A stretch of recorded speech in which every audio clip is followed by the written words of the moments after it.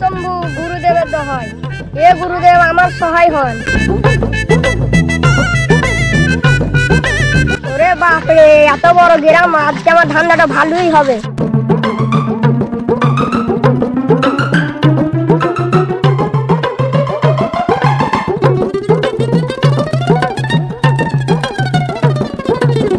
ভালোই হলো, প্রথমে গ্রাম ঢুকতে নিম গাছের ছায়া পেয়েছি।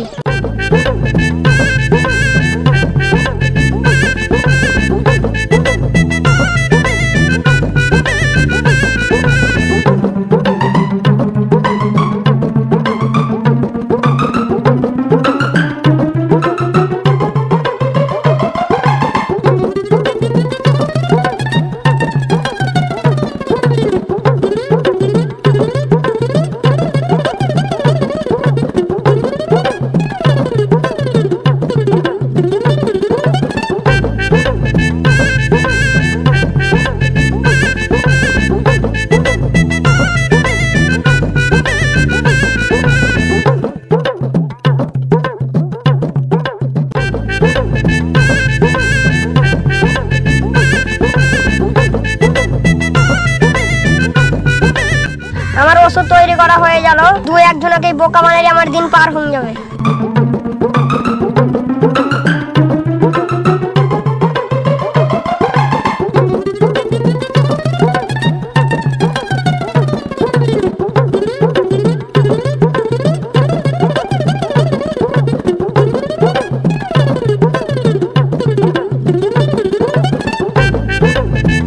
জয় শিব শম্ভু, জয় শিব শম্ভু। এই ঘরটা কে তৈরি করছে? ওই নিশি তোর বাড়ির ওখানে জ্যোতিষ এসছে।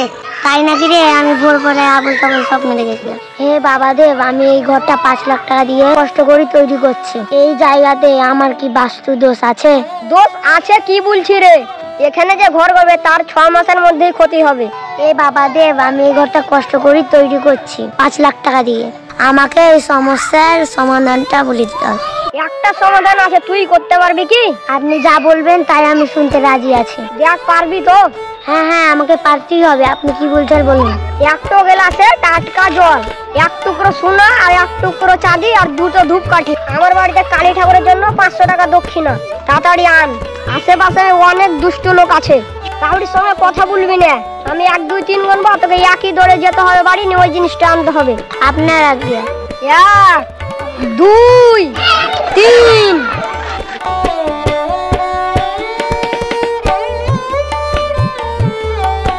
প্ল্যান বাবা দেব, আপনার কথা মতো 1 গ্লাস জল, 2টো ধূপকাঠি, চাঁদি আর সোনা ভিজিয়ে এনেছি।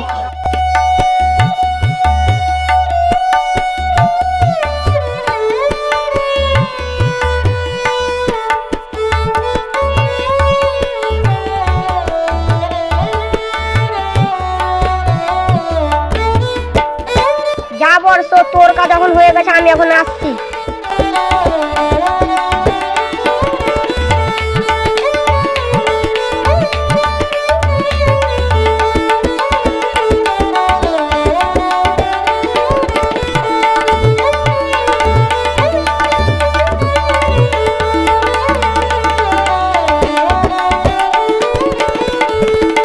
এই ভঞ্জাম সাধু বাবু তো আমাদের গ্রাম থেকে আসছে।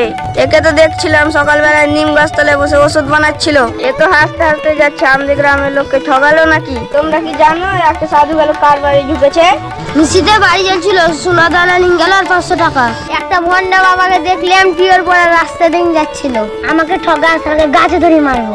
আমাকে ক্ষমা করে দেন দাদা, আমাকে ক্ষমা করে দেন দাদা। এই গ্রামে আর আসবো না। সোনার উপর জ্বালিয়েছি, সব দিন দেবো, আমাকে ছেড়ে দেন। নমস্কার, এটাই ছিল আমাদের ছোট্ট কমেডির ভিডিও। ভিডিওটা লাইক করুন, কমেন্ট করুন।